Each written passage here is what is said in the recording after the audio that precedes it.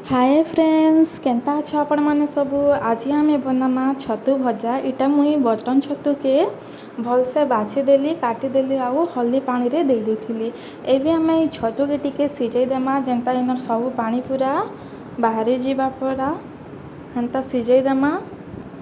पूरा अधा सिझला पते आम एटा छतु के पूरा भल से सिझाई देमा।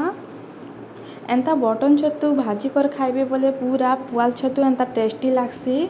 तो मुई जेंता कर बनाबी आपण माने भी टिके एंता कर बनी कर खाइबे बहुत भल लागसी। देखि पारुथिबे सब पानी पूरा बाहरी गला। एबे पानी के मीटा पूरा भल से सब छानी देली।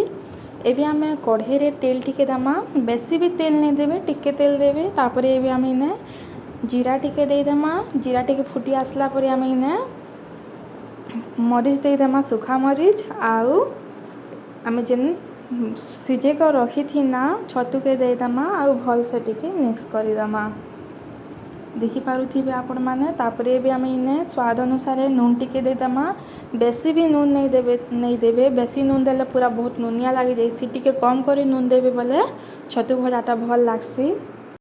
एबे आउ एटा के किछि बेसी करबार नहीं ना, खाली मझिरे मझिरे टिके आमे एटा के घांटी दउथिमा। इने आउ किछि भी मसला नहीं पकोना आमे एंता ही साधा बनाले बहुत टेस्टी लागसी। पूरा पुआल छतु एंता लागसी एंता कर भाजी कर खाइबे बोले।